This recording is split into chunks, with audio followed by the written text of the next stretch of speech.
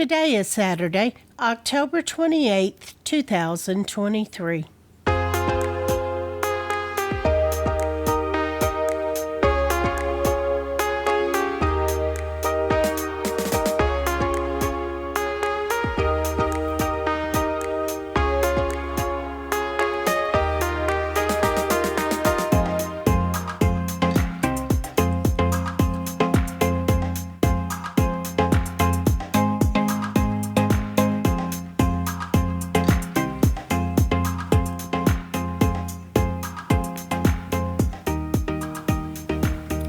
Welcome to the Survivor Fans Podcast. I'm Joanne. And I'm Stacy. And this is the listener feedback show for Survivor 45, Week 5. You give me a funny look.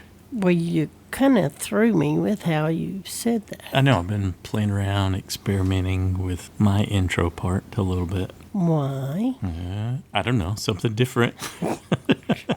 Lordy, you're bored. You don't like different things. That's the number one aspect of that. In some respects, that's Pretty much. absolutely yes, true. Yes, completely. Yes. All right. And other things, not so much. Good deal. Well, we did our recap on Wednesday. We experienced a different thing. There was no quitters, which was very nice. And now we gather together on Saturday for the listener feedback show and check in with the other super fans, see what they're thinking. We got Mergatory coming, something along those lines. Everybody's curious, how's this going to play out? What's going to happen? Will they do it like last season or the previous ones? Or there's no hourglass. There's no mention of an hourglass, so we won't have that to deal with. We potentially still have an auction in our future that I hadn't thought about until just now. So I don't know if that'll come up next time, but maybe in the not too distant future.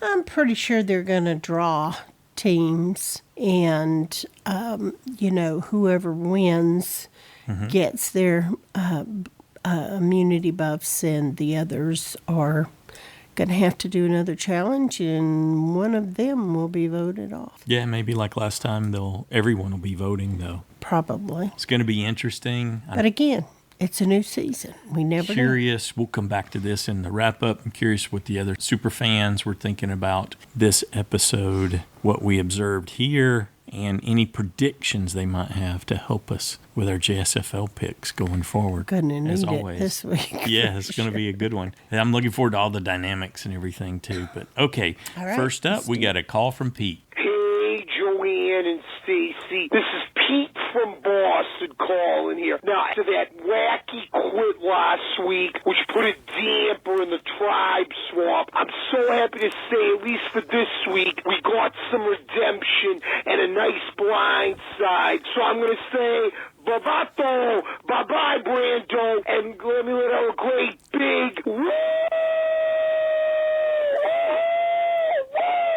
Dying to say that for Brando, although I'm sad to see him go, though. I thought he offered a lot. Not saying he was a big game player, because clearly he made some mistakes, it looked like with Emily in terms of trust, and I think he should have never told Drew the Kendra situation, given his shot in the dark. I think that led to his demise there, but still, it was a big blind side, and both Brando and my homegirl Kendra did not see that coming. But I gotta say, I'm glad it was him, because I'm still pulling for Kendra. Not saying she'll win, but she's my homegirl from Boston, as is Jake. And Jake, I was worried he might get medical evacuated, but he's been okay. I don't know how far he'll get either. Emily being the swing vote, it panned out very big, and Austin using his advantage there. He initially lost his vote, however that advantage worked,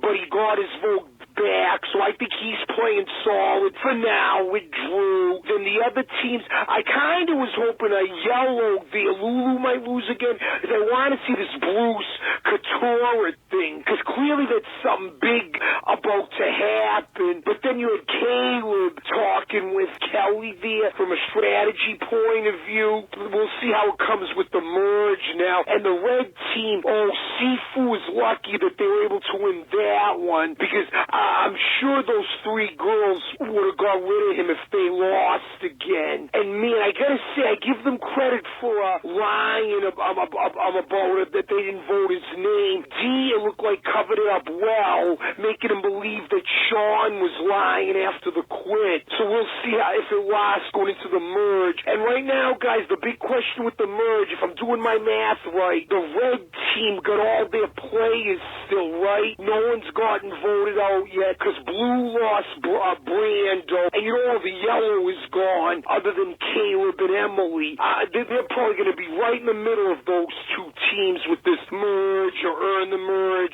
This should be very good, guys. Curious how it all pans out. Now let's see what they had for extra clips this week. Take care. Woo. Whoa, thanks, Pete. Yeah, there was some interesting info in the extra clips. I think like 2 big takeaways I had was that they did sync their stories up with the amulet advantages, because one of them was Kelly coming back to New Lulu, and she told the same story that we saw Austin tell in the episode. And then the other one they had where it was over at the new Reba camp, and they were celebrating with all those fish. And they said, just sort of in passing, that they were going to save some of the fruit for Jay because she doesn't eat fish. Which I bet you also means she doesn't eat meat, so that when she saw those sandwiches there, they were completely...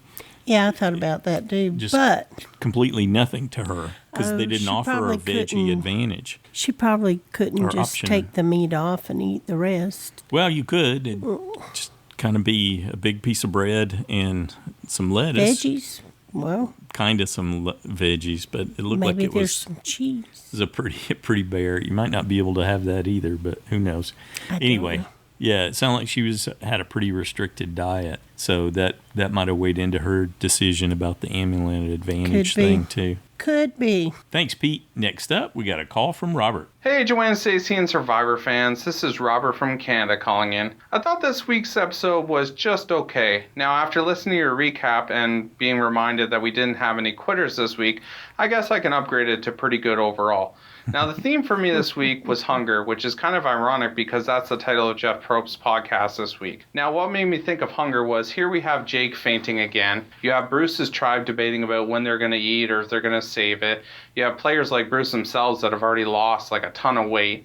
You had the journey this week where they debated between food and an advantage in the game. And then you had that scene where Brando and his tribe mates were filmed in their shelter and they just look all gaunt and devoid of any energy. And Jeff Probst touched on it a bit this week in his podcast. He's talked about it before too, that starving basically being a part of the game and how he finds it interesting, the physical impairment it causes, the brain fog, and how they can't think properly and how it affects them physically. And I just couldn't disagree with him more that I find that interesting. And I think it's quite the opposite. I think if they go back to the way things used to be and give players the basic amount of sustenance to get by in the game, I think things would be a lot better, that players would be able to perform better both mentally and physically. And I also just find it kind of gross when he talks about starving as a good thing, because here you have a player like Jake who's fainted twice, and I'm assuming it's due to lack of food. Is like that really a good thing? But anyway, I know most of us are on the same page with that, so there's no point in going on about it. Now, to answer your question, Stacey, of who's playing the best game so far, and if it's your USB Kelly, I think Kelly's playing a very good game, but I have to say, I think Caleb's playing the best game pre-merge. Mm-hmm. He's just such a crafty player. He's so fun to watch, and he's got such a good social game. I think it's really smart that he doesn't make enemies out of anybody unnecessarily, even somebody like Bruce that he disagrees with. He keeps their friendship until he votes them off. And I think he also intentionally aligns himself with people that are at the bottom, like Emily and Katura, just because he sees that as these are people at the bottom. If I'm ever in trouble, why not be friends with people at the bottom? Then you can always dump them and say, hey, here's someone on the bottom, let's get rid of them. So I think socially Caleb's really smart, and it'll be interesting pre-merge if he can keep this game up with people already on to him. And I think his tendency to make multiple alliances, it might butt him on the butt, but we'll see what happens. The journey this week I wasn't a huge fan of. I kind of had Austin's opinion that I would have taken the food as well. I think the advantage wasn't that good, and you obviously have to vote people out to make it worthwhile, so I wasn't a huge fan of the journey this week. Now, going into next week, do I think they're going to merge? Probably not. It'll be like a quasi-merge maybe. And who's going to be in trouble? Certainly looks like Sifu could stick out like a sore thumb, but we'll see what happens there. But I look forward to hearing all the other fans' feedback, and that's it for me. You guys just take care. Thanks, Robert. Sifu had an extra clip, too. It was the EW deleted scene this week, and it was a little bit of his background about how he had been adopted and how that had had an impact on his life and how his Tai Chi practice had helped him strike a balance. And so he was talking about how he was working to find his balance in the game. It is going to be interesting. He could almost disappear in terms of the merge. He may not show up as the bigger threat. I don't see him disappearing. No, he'll be acting out and all that. I wonder, too, if that might be part of why he and J. Maya aren't getting along. That because of his insistence on the way he wants to sing and all that, it took the light off of her. Because she wouldn't want to emphasize any of that about herself and lie to him acting out.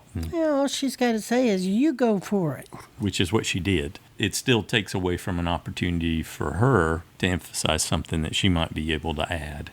Next up, we got an email from Justin in Michigan. Hi, Joanne and Stacy and all the Survivor super fans. Back to another nail-biting tribal, the way it should be. I was nervous for Drew. I've really grown to like him. The way he toes that line between cocky and confident, and he's given some entertaining confessionals. I didn't have any strong feelings about Brando, so I was okay to see him go, and would have been fine with Kendra going too. She's not annoying me, but she does seem a little over the top sometimes. It was pretty shocking to hear in the exit press that Brando had drawn some sort of advantage or twist in his buff at the swap, but didn't open it right away, so producers took it from him before he could read or use it. I think if they are going to introduce something time-sensitive or specific into the game like that, it needs to be more explicit and clear that they are to open right away. I think stowing it away to read later would be the instinct for 90% of players in that situation, and I feel bad that Brando has that to lament about. Curious if we'll ever get a confirmation on what exactly it was, although Brando's theory of switching himself or someone else from the swapped tribes makes sense to me for that scenario. Looking ahead to Mergatory, I'm going to have Bruce going. I feel like the Bruce Katura storyline has to end soon with one of them going. But could you imagine if they both somehow made it to the end with, say, Emily as the third? What an explosive, no-filter final tribal that would be. That's good. I like that. Anyways, too early for that wild of a prediction. So looking forward to what everyone else has to say. All right. Thanks, Justin. I kind of think it'd be higher than 90%. Pretty much. I'd say 99% of the people would hide the clue. If they knew it was in their buff, they would hide it until they were alone. Maybe. Well, everyone certainly learned a lesson in future seasons just now, which is there a risk to be taken. And they've talked about how they're fond of that, about forcing them to have to find things in front of everyone. But I'm with Justin. It should have something that says open immediately. I'm the read immediately. Complete opposite. It's like you make your choices, you know what the risks are, and you just get to live with that. I'm fine with it. We'll see it again. I think they might even have pulled it so they could use it when they get their new buffs for the merge. Who knows? Yeah, it could come back up in some facet in a different type of advantage in the buff. But they pulled it because he didn't do it, and there was only... And there was no option to do it after that. It made no sense outside that context. So. Yeah. Okay. Good deal. Thanks, Justin. Next up, we got a call from Rebecca. Hi, Joanne and Stacy. This is Rebecca calling from Northern California. Poor little Brando. He was in such a sweet spot on Original Bello, and then they have the tribe swap, and he just couldn't find a place to call home. Couldn't find a friend. Couldn't get anything going. It was actually painful to watch. I mean, I didn't feel too bad for him because he was my vote off point. So thank you, Brando. I have a question. Does anybody see this with Kendra? Every time I look at her and she's talking and she's mugging, all I see is Drew Barrymore. The way she talks, the way her mouth moves. I did not like the Amulet Alliance. I felt like it was a great big waste of time. I felt like they exhausted these poor people, walking them to the top of that cliff, showing them food and saying, or you could try to get an advantage in the game. And I was completely with Austin when this is a stupid advantage. This advantage just makes me want to work against the other people. And I think the person who is going to be most at risk with this Amulet Alliance is actually Maya, because she's the lowest on the original bellow. They've already floated her name as a vote off. Now she's also going to have Austin gunning for her going into the merge, and I think she will be in a precarious position much more than Kelly, because Kelly has more alliances on original bellow. Now let's talk about bellow for a minute with Bruce. Oh my God, Bruce, stop mugging for the camera. Stop ordering everybody around. Caleb and Katora are getting closer. I hope Katora stays and Bruce leaves. Katora is my USB. The last person I want to talk about is Jake. His opening up about suffering from compulsive overeating was so wonderful to see. I am a person who has suffered from compulsive overeating. I am in a 12-step program for it. I am almost 2 months abstinent. It is something people don't talk about. People feel a lot of shame about because it affects your weight. And you just feel like, oh, I'm such a loser. I can't control things. But it's an emotional affliction, and it's also very much an addictive affliction. And it's very hard to overcome. I have quit smoking. I am 11 years sober. Let me tell you, getting on top of compulsive overeating and being really strong with it, hardest thing I ever did. And the fact that Jake did it and he was able to shed that much weight and go on Survivor and be able to tell his story, he's going to touch a lot of other people, and he's going to give people strength and hope. And this is a wonderful platform to bring up something that people don't want to talk about and they feel ashamed about. I do not anymore. I feel very triumphant with it. Thank you, Survivor. Thank you, Jake, for sharing your story. Thank you, Joanne and Stacy, for all that you do. I have just arrived in Napa, and I'm going to go ride my bike now. You guys have a great day. Bye. All right. Thanks, Rebecca. Thanks for sharing your story, too. In Kendra's bio, in response to the question, what is something we would never know from looking at you? She responded that I talk exactly like Drew Barrymore. And I think all the reasons you listed that it was risky for Maya are the same reasons why she would want it. She's desperate.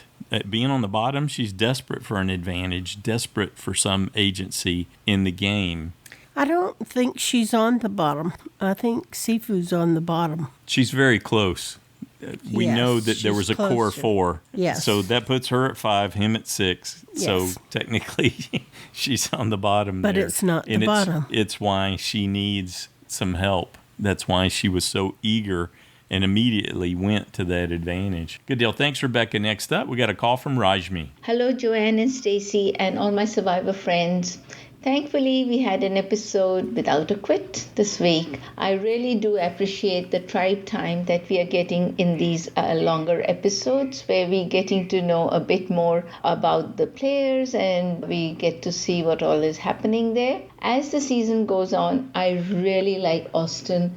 Well, talking about Austin, he was so right to suggest to choose the sandwich against those amulets. I really didn't understand much, till I had to go back and rewind and figure out what happens with them. Austin definitely is my favorite.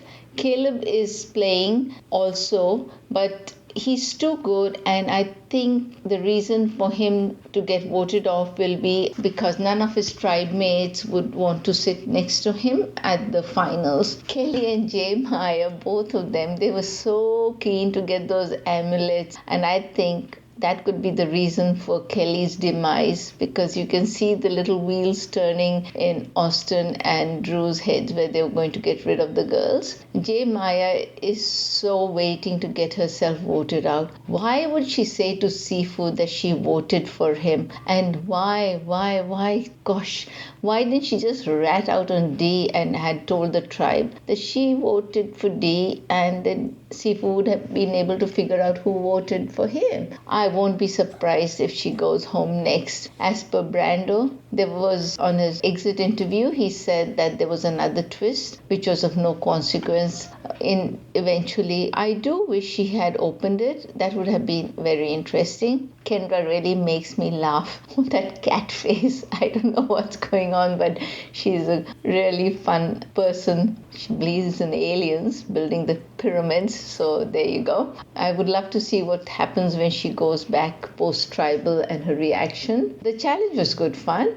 And I was glad to see my USB Katura playing really well. I don't know if she's going to last till the end. Uncle Bruce is really bossy and he comes out really unlikable at times. Jake's backstory was very touching. However, I hope he doesn't collapse again and gets medevaced. I had Sifu as my vote out, but after reading those comments on the Facebook page and then seeing Jeremiah change his vote, I thought, I better do it too. Otherwise, I'll miss out. And I'm so glad I changed my vote. I got a vote out point. Oh, by the way, Joanne, I know you watch Amazing Race. I love this week's episode in Jaipur, where some of my extended family lives. I just wanted to mention that we had visited the Amber Palace when my younger son was about 7, and he just loved going up on the elephant, and he thought it was like Aladdin's palace, and it was really good memories. Anyway, I wish everybody in the US and anywhere else who celebrate Halloween have a lovely spooky Halloween, and cheers. Cheers, Rashmi. All right. Thanks for sharing, Rashmi. Next up, we got an email from Jack in California. This was an intriguing episode, from the choice on the journey to the way the vote happened. I can understand the need for sustenance out there, especially if you haven't eaten anything for the last several days, but I wouldn't try to eat a worm, even though there is a small amount of protein in it. I give credit to Kendra for trying it, though. I'm a little concerned at this point for Jake, being that this was the second time he passed out. Luckily, he wasn't near the fire pit this time, but still, it is concerning. I hope he finds a way to still stick around for a while longer, and with the merge supposedly happening next week, I can see him figuring out a way to stay as long as he remains hydrated with water. I would have also gone idle hunting if I came back from the beach and no one was there. I do believe there could be an advantage/idle out there, since Sabaya left with the one she had. Speaking of which, I don't quite understand the reasoning behind Caleb's telling Kelly about the idol, unless it was to gain trust between the two.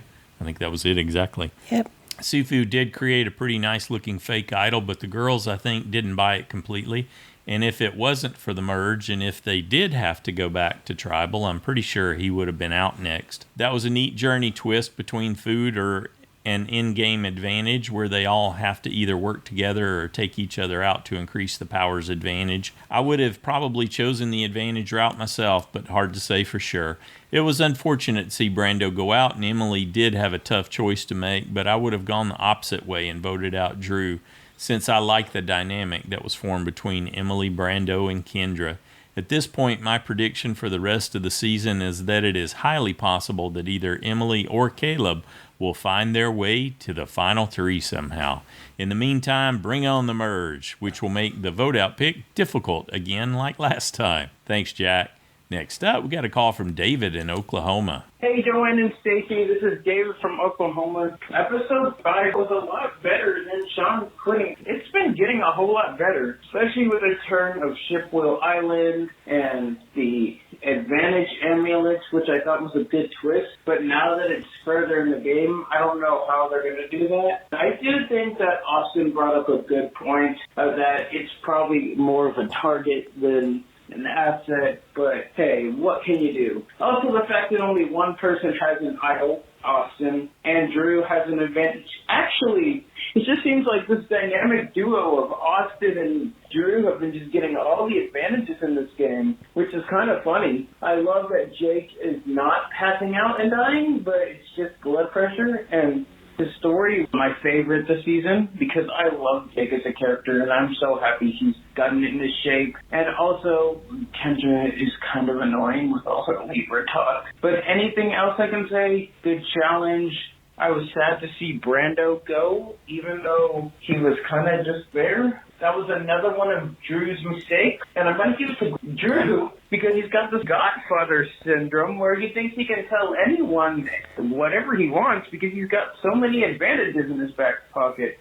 And I feel like he thinks he's on the top of the world. Definitely give him the overdog, top of the top idea for that. And Katura's being Bruce hater again. That's never going to change. But I can't wait to see Emily and Bruce and Katura all meet up on one island. Could there be potentially a Bruce hater alliance with Emily, Caleb, and Katura? That actually sounds like it happened. I am enjoying Survivor, and I love your podcast, so thank you for everything. Goodbye. Thanks, David. Yeah, that is going to be interesting when Emily gets to face off in camp with Bruce. You think she'll go at him some more? Well, I think he's going to be after her because of what happened on the first day. Because she kind of went after him right out the gate. Yeah, there. but he handled it super well. He did. That doesn't mean he's not holding a grudge. Yeah. Remember, Austin talked a lot about revenge on these girls for making him choose that idol or amulet. But I don't know what one's got to do with the other. Bruce is holding on to a little, ready for some revenge as well. Yeah, it'll be interesting to see how he manages that. There could be some fireworks at the Mergatory. Thanks, David. Next up, we got a call from Drew. I'd probably spend a lot less time in the basement if I don't know, maybe put in some pics. Yeah, this is Drew from Utah. Hey, everyone. So I listened to your...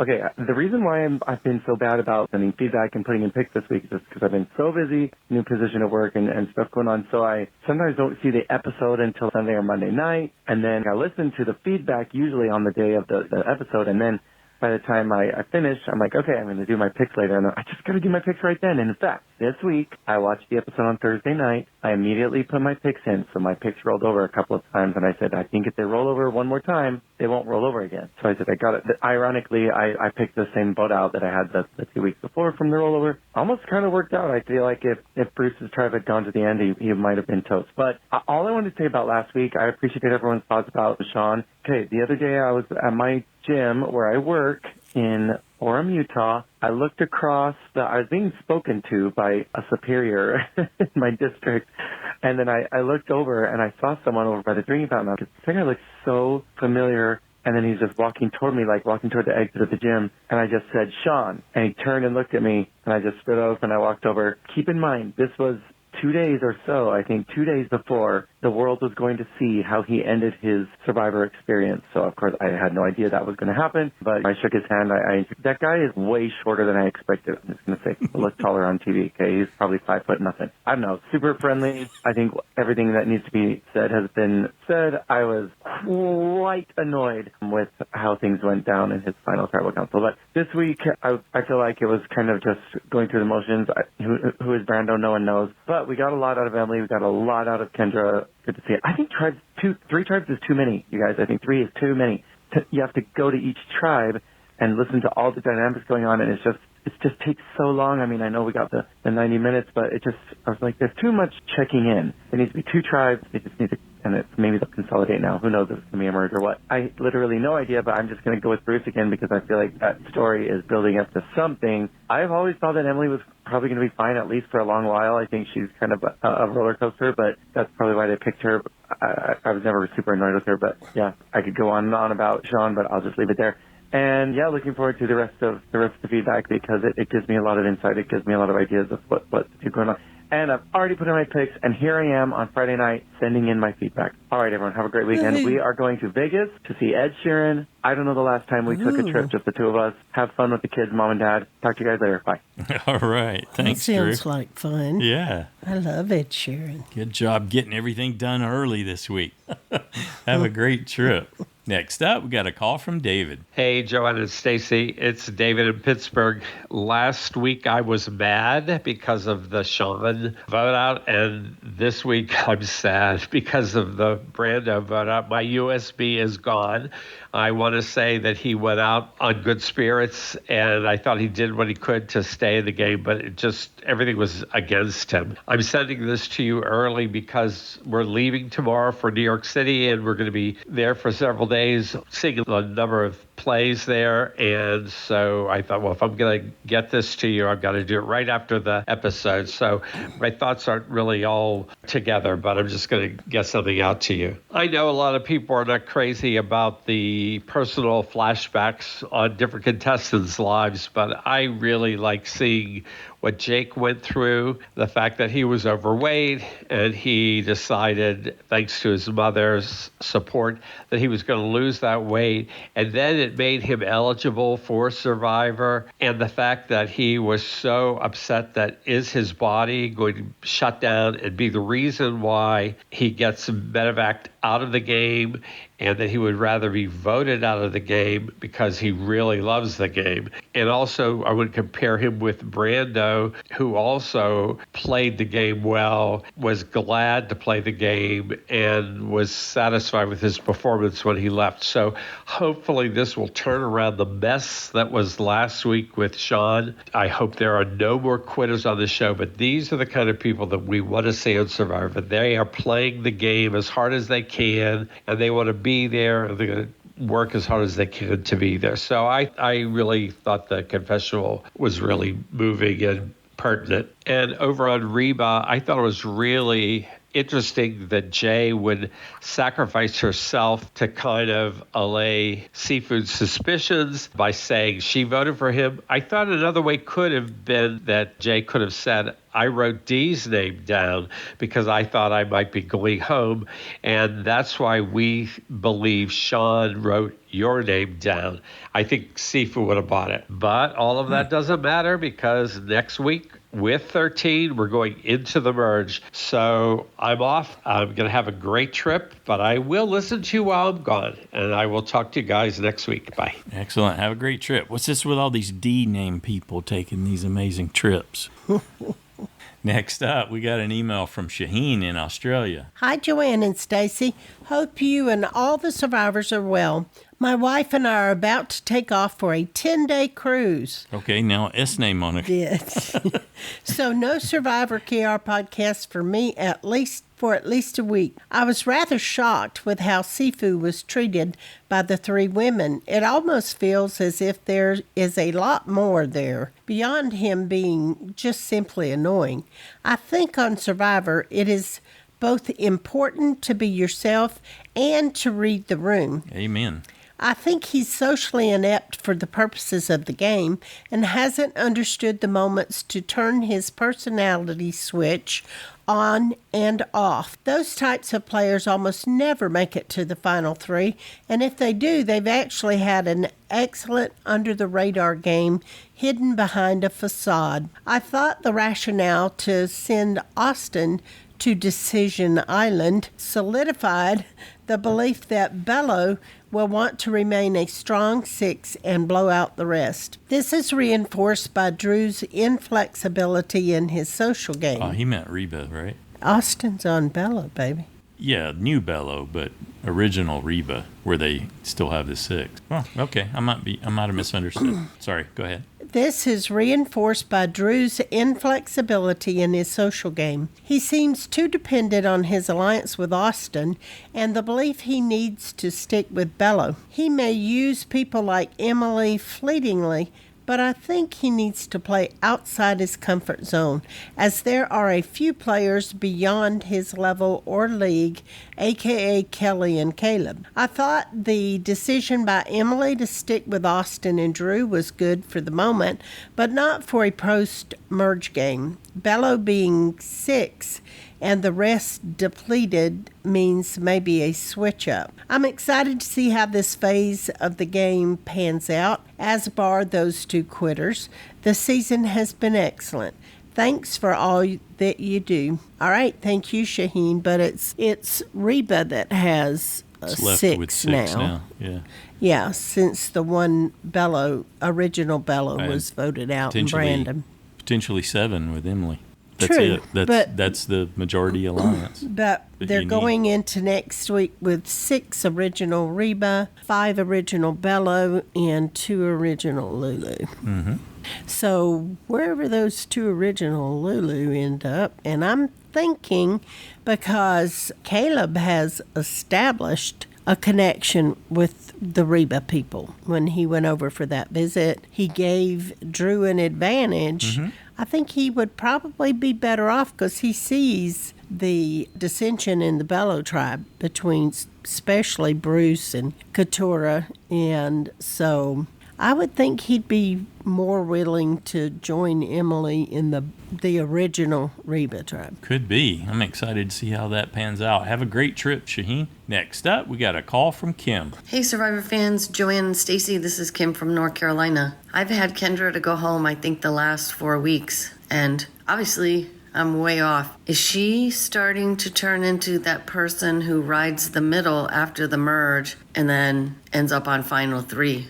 Or winning. I really wonder what's going to happen with Caleb. I like him a lot, but he's a huge threat. And like you mentioned in the recap, he's kind of playing all the sides, which everyone will find out about eventually. I'm looking forward to the merge. That's about all I've got this week. Talk to you next week. Take care. Bye. Awesome. Thanks, Kim. Next up, we got a call from Celeste. This is Celeste from Sacramento, longtime listener, first-time caller. This last episode was so crazy that I just had to call in. And I just want to say that Kendra's face at the end, after she found out that she was on the wrong side of the vote, I felt so bad for her. And then she pulled away from Emily. I was, oof, yeah, she's definitely hurt. And then Drew figuring out that Brando, that he was not going to vote with him, I was quite impressed with how he figured that all out. And why is Emily calling Brando? Yes. I found that very weird. Like, she doesn't understand that that's not his name. And why did all the participants draw a piece of slice next to Brando's name on their vote-out paper?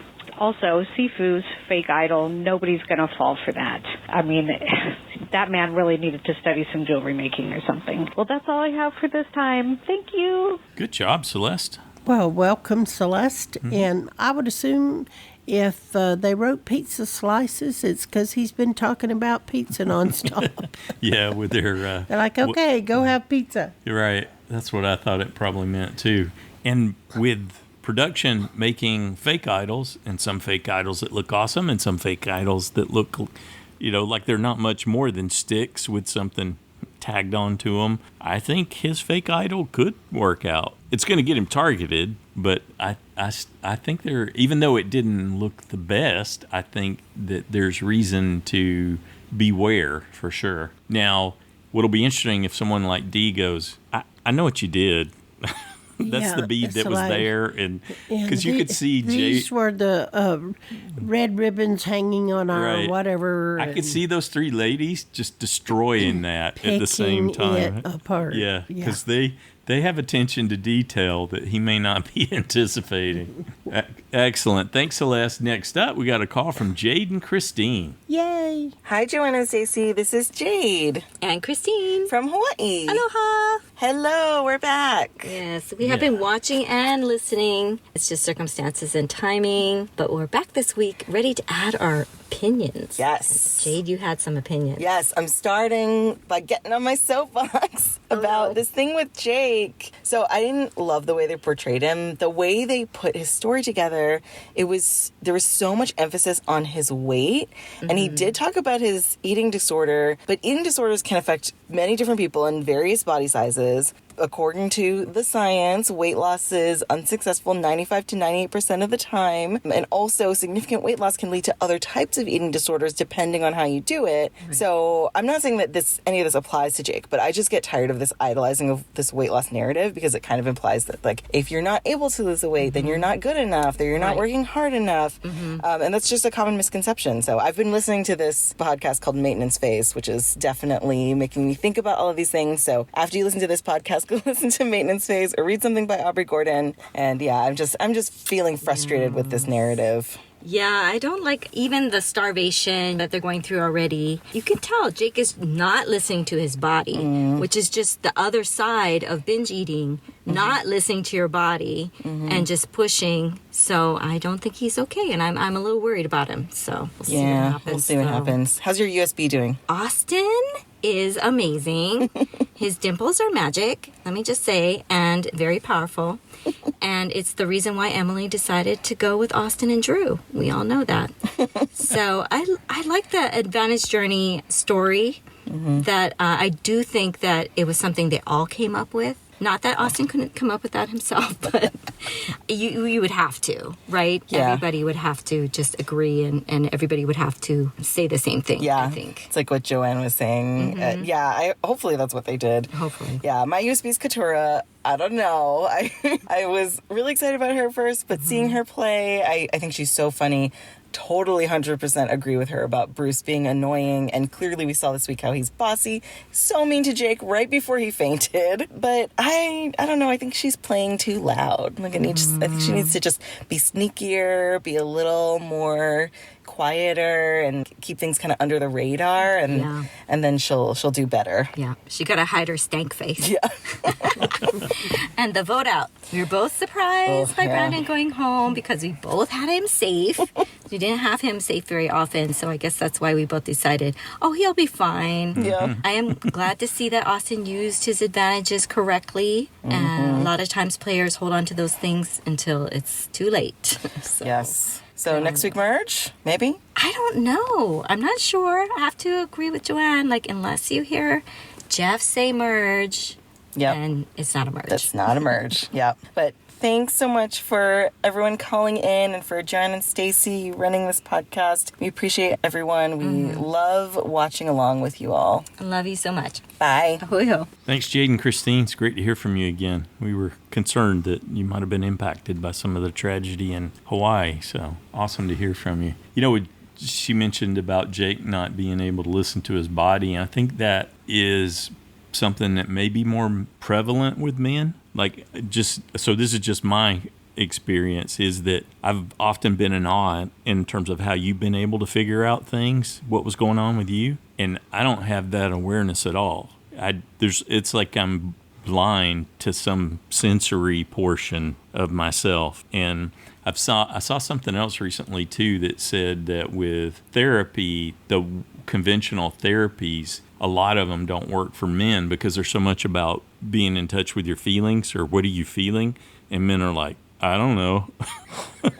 And I immediately related to that. I thought, I have that same thing. I have no clue most of the time. I just don't have that, what's going on inside. Because you'll be like specific organs in your body that you are sensing there's an issue with. And I'm like, I've read that that's in there. I have no sense of feeling anything from it. So I don't know what's going on there. But there's a gap potentially. I'm extrapolating. I'm generalizing, obviously, in the case of men. But being one, I'm going to go out on a limb there and say that may be an issue that we have, is that we don't have that sensory ability. Well, at least you do. At least I do. At least you feel that you have that. I don't have it. I was saying I was blind to it. That's why I was. Well, that's what I meant. Oh, the awareness of? Yes. Oh, okay.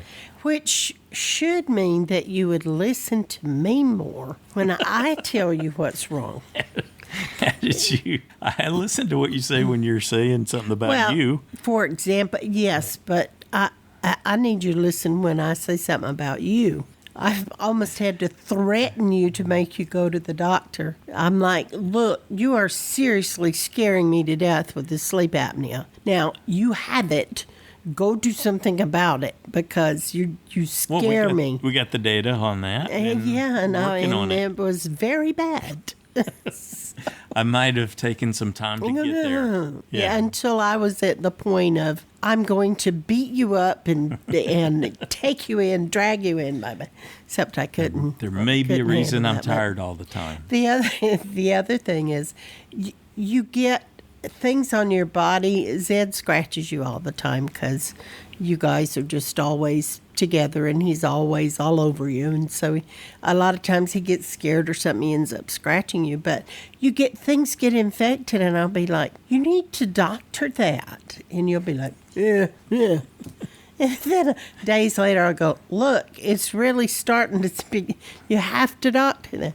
Oh, okay. Sometimes I have to just literally go in and take the Neosporin or whatever I'm using and doctor it, because you just ignore it, like, meh. Well, most of them just come and go. They're just, it's a scratch. Yeah, well, so when it gets infected, it's time to pay attention. In on my part, I can't always see That's true. things the way you see them. Again, I don't see the shades. Another reason for you to listen to me. Okay, boss. Got it. I thought we're way off on a tangent. Way off on a tangent. Well, it's great to hear from you again. Great to have you back. Next up, we got an email from Josh the Plush Moose from Massachusetts. Dear Joanne and Stacy, 5 players gone and everyone's thinking about the merge. Before you know it, we'll have a mayor of Ponderosa. Here are my other observations. When he quizzed his suspect, Sifu was as deft as Inspector Clouseau. Yeah, that was quite like it. That would have been funny if they'd done some Pink Panther music with that. If I wanted a freshly picked papaya, Katura's the last person I'd want searching for it. Nobody voted for Sifu, but Sifu got 1 vote. That's Culpepper math. Dee's family sharing 1 piece of bread in Cuba was good training for Survivor. Yes. Sifu's fake idol ploy is as transparent as Katura's papaya search. Brando's a Pokemon pro, but when it came to Survivor breaks, he couldn't catch them all. Sifu pushed Jay too far with his bullyish talk of Tai Chi's push hands technique, which is funny in itself because it's not actual contact sport fighting. And yet it was a bully. Is interesting. All right. On a Bruceness scale of 1 to 10, Bruce is an 11. He is the epitome of Bruce. If Jay throws herself under the bus, the other ladies on Reba might be driving it. Bruce pursuing your social game by talking to your tribe mates like this is the dumbest idea ever. In New Survivor, I'd expect the other members of the team to serve as the posts of the slingshot. If Bruce was any more of a micromanager, he'd be physically riding Caleb like a pony. It's easier to turn down a sandwich when you have some big, fresh fish waiting back at camp. Except she didn't eat fish. So, was anyone else nervous? Well, that was Jay. Actually, Kelly got back and had fish. Was anyone else nervous watching Bruce race through the jungle gym of doom? Oh, I didn't even think about it. The risk to bonking his head. Oh, yeah.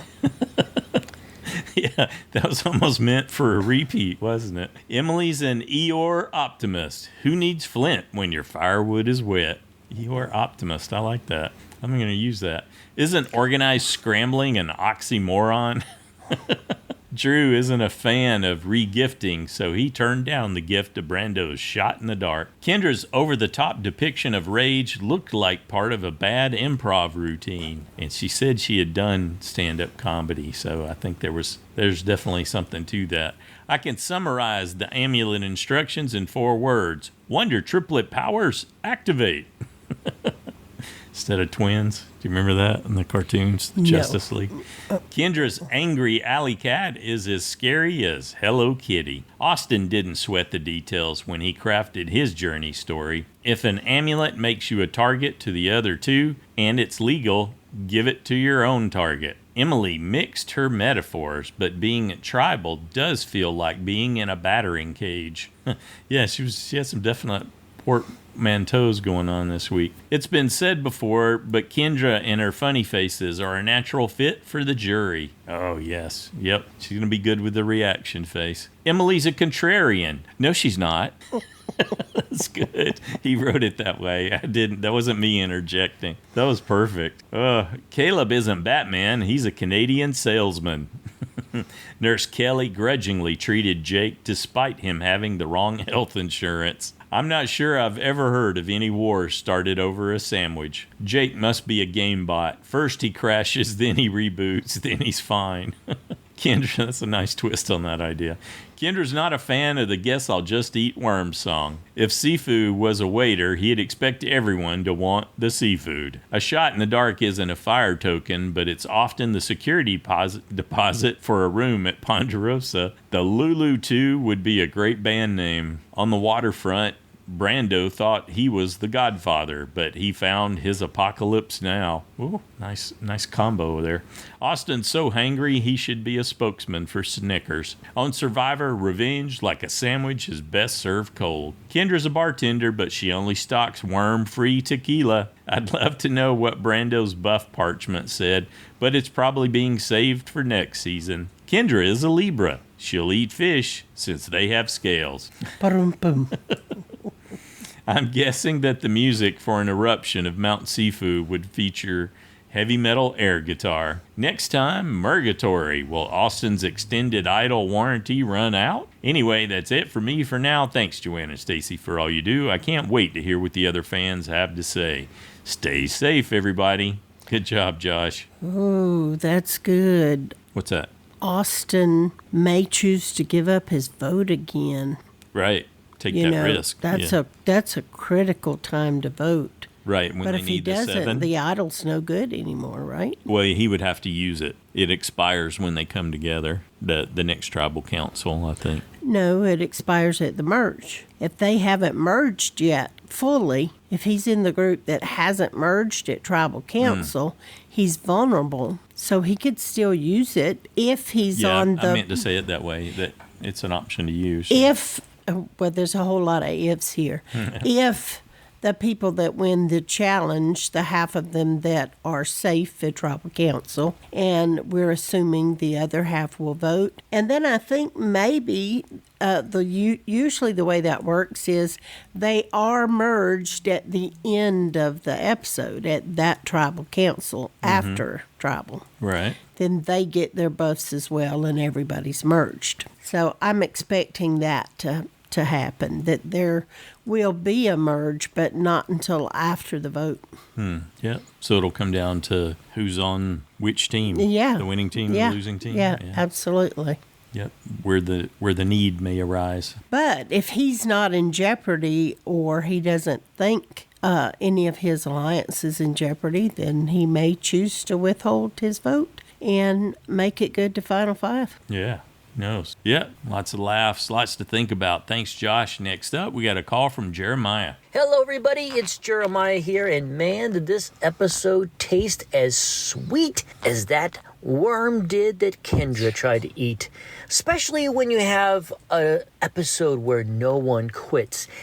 That's nice, right? Isn't that nice whenever you get through a whole episode and no one quits? Love that. That's one of my favorites. But yeah, it was a really good episode, and it was even better when our friends over there on the Facebook group convinced me not to go with seafood this time, but go with Brando. And I am so glad I did, because an extra point, that's much nicer than last week when I lost points. So anyway, but yeah, no, really good episode. Lots of interesting strategy. Probably so much I could actually talk about for sure. One of the things I wanted to bring up to you guys that I did with some other people is, what do you guys think? Is the idea, the notion of ever just getting rid of the swing vote, is that out?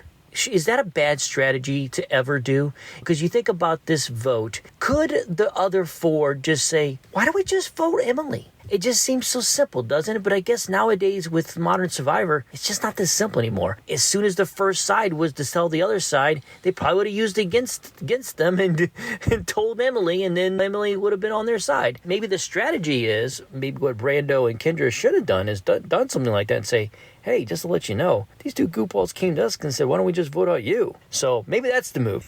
Use that strategy. I just always wonder, you never really see that done very often, and it just makes me think maybe it's just because it's too risky. Obviously, you always want to be in that swing position. It's a great position that Emily was in, for sure. So as we turn our thoughts to next week with Mergatory, the merge, but not really the merge yet, because they have to earn their way to the merge.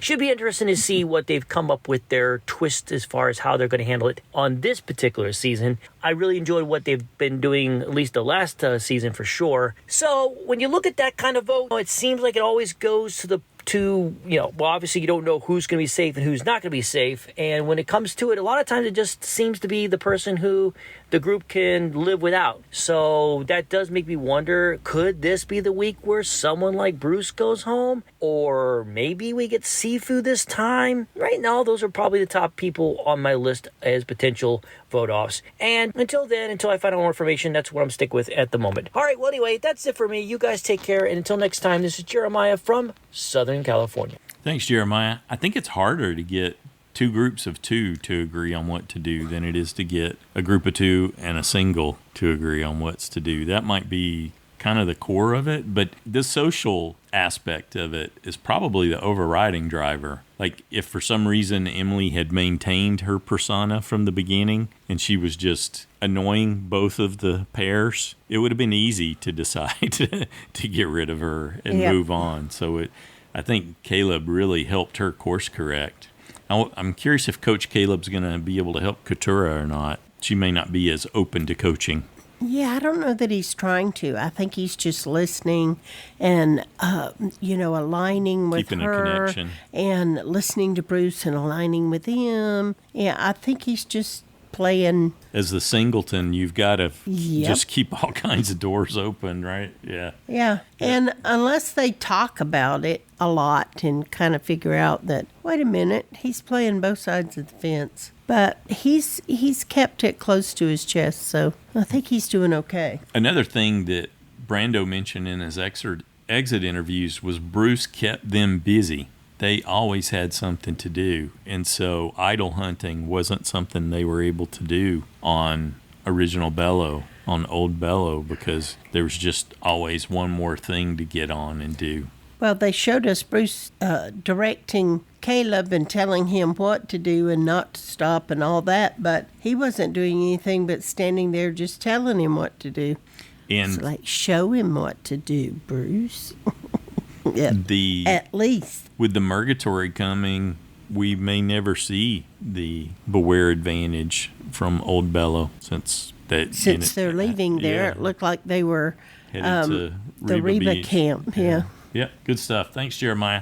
Next up, we got a call from Jen. Hi, everyone. This is Jen in California. And this was just a great episode of Survivor. 90 minutes is like a movie every week. I love it. The Reba tribe coming back from tribal council, that was so messed up. They were so pissed at Shahin, and it just didn't make sense. All the things that they were talking about, nothing made sense because of the D vote and the Sifu vote. It doesn't make sense that Julie or Jay would vote for D, and Sifu knew that down deep inside. I know he did. And we never saw D doing any fake questioning of like, well, who voted for me? So what a mess that was. Everybody was mad at Shahin, and for good reason. And over on the Bello tribe, they are starving, and they are so funny talking about food. I loved listening to it. And Kendra fussing over eating the worm was hilarious to watch. And I don't know if it was Brando or Drew who said, nerds don't go far in this game, so we have to stick together, or whatever he said. What about Cochran? I mean, I know Cochran had 2 shots to get it done, but I don't think that statement's very true. And Drew shuts Brando down right away. I didn't think it was a good move by Drew. I was thinking you never just shut someone down. You always give the appearance of considering what the person is telling you. But then I remembered that Emily was sitting there, and perhaps Drew was trying to give a strong impression that he was with her and not with Brando and Kendra. So there's that. And on the Lulu Beach and water is so beautiful. And poor Jake passed out again. How disappointing is that? Poor guy. His story is so inspirational. I do not want him to leave the game. He's lucky to have Kelly on his tribe. She was there to kind of help him and calm his fears. Everybody just loves Kelly. I didn't really pick up on that until this episode. And in the beginning, I would not have pinpointed Keturah to be the one who's the outcast on any tribe, but there she is on Lulu. She's the outcast. But maybe not for long, because Bruce is being very abrasive, and perhaps Caleb will see that Keturah has some valid points. But to be honest, I don't think in the Keturah-Bruce drama that either of them really is playing really well. I don't know that I'm on either of their sides. I don't think either of them are going to go much further. I liked the journey. I liked the whole food versus advantage dilemma, and I totally flat out would have chosen food. That 3-person advantage is not an advantage at all. Austin had it exactly right. That is not something that bonds people together. They're not going to work together to all have just one extra vote. They're going to each work hard to get the other 2 eliminated so that they can have an idol. All 3 of them just put a target on their backs. And if Austin is the only one that sees that, then Austin is going to end up with an immunity idol in the very near future. At least that's what I think is going to happen. I think Austin is going to end up with the idol in the end. And for the 2nd week in a row, I not only didn't get the vote out correct, but I lost another safe point. I had Shahin safe last week, and I had Brando safe this week. I didn't think he was even remotely on the radar. Well, that's it for me. I really enjoyed this episode, and I look forward to hearing what everyone else has to say. Till next week. Thanks, Jen. Yeah, Survivor's got a long history of voting out people that are perceived as being too smart. They are often early targets. All the way back in All-Stars, that was probably the first really standout version of that, when Sesternino, Boston Rob targeted Sesternino for exactly that reason. He's too smart. We got to get rid of him. And the season after season, there are exceptions, like Cochran making it with tons and tons of help. But yeah, every once in a while, someone will slip through, but not that often. Next up, we got a call from Paul. Hey, Paul, Louisiana here, and I'm sorry to say it, but I am still stuck on Shahin, and not in a good way. For some reason, and I can't explain it, I feel like his throwing in the towel was far more of a slap in the face than Hannah's quit was. Seeing him smile and defending his action just makes my blood pressure spike. But that's it. I'm done with him, and I hope we can forget about him. But I doubt I ever will, because he's the new bottom of the barrel for me. Okay. On the other hand, there's Caleb, who I thought I despised before the show started, and now I've come around a full 180 degrees on him. In fact, as things stand, I'd love to see him win, and I really do think he can. If my USB D goes home before the merge, then I have a huge decision to make, because Kelly and Caleb are my two favorite people playing this season. I still like D, she's no quitter, and she's not afraid to stick to her guns, so I certainly don't regret her being my USB, especially after watching her handle Sifu by not taking any of his barely veiled threats. He just spends so much time posturing that it's hard for me to take him seriously. And as a side note, J. Maya has won me over as well. There's a good deal of backbone and play in her, which I just never saw coming. I thought she was just there for publicity, but I think she really wants to play. But I have to say that I am worried about Jake. He's an odd guy, almost like a male version of Kendra. I'm just worried that these are mini seizures that he's having because of the way he shakes when he's going down. It was nice to see Bruce get serious and show some concern for Jake. If anyone knows about medical issues on Survivor, it's him. I just wish he'd tone down the Uncle Bruce thing. I'm an uncle, and I hope and pray I'm not perceived in the same way that Bruce is here in this game.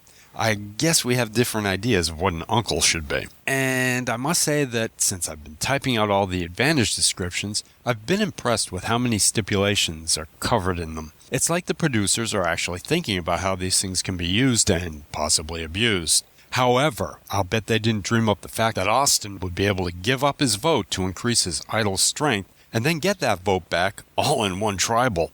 I'd say that he and Drew are going to be pretty tight throughout the rest of this game. So, is this really going to be a merge? It just seems too early for me, so I'm thinking that it's just everyone on the same beach. If it's a merge, I don't know who to pick to go, but if it's not, I'm saying that Sifu goes.